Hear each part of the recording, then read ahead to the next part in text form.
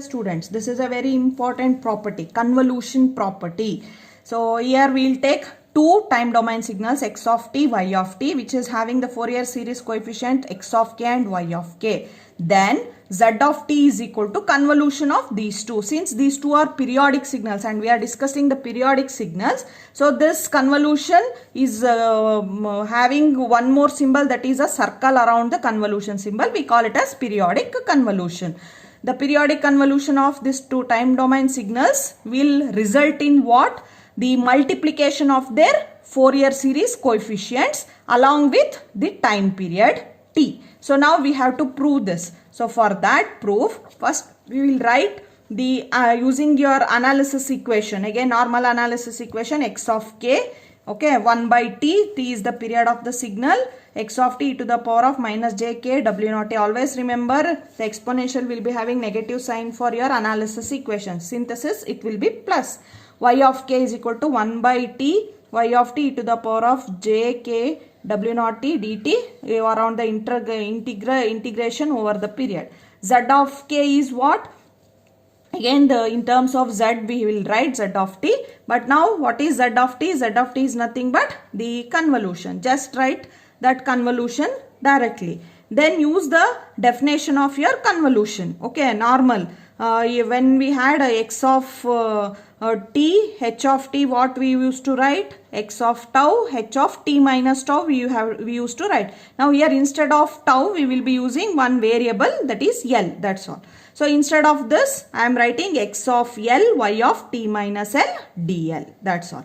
Again integration over the variable L for the period, that is the periodic convolution. In the normal convolution we used to write it from tau minus infinity to plus infinity. In the periodic convolution we will integrate it for over the period. Okay, now change it. The next is just the simple simplification, changing the order of integration. Change the order of the integration. So 1 by t, you just take it off this integration symbol with x of L outside and put this inside the t with respect to the t. So y of t minus L e to the power of jk w naught t dl dt. Okay. Now instead of t minus L, again go for the substitution, and if you do the substitution, so t becomes your m.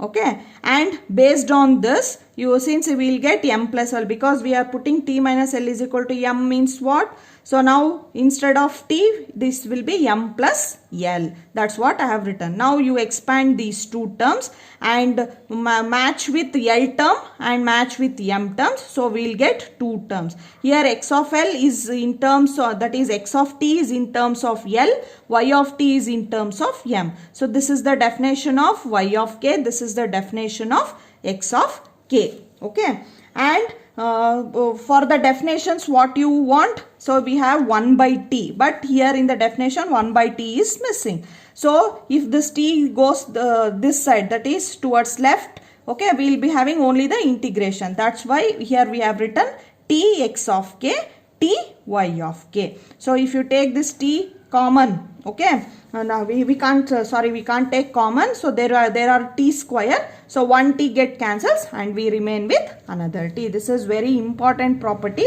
Convolution in time domain is equivalent to multiplication of their Fourier coefficients in frequency domain. Thank you.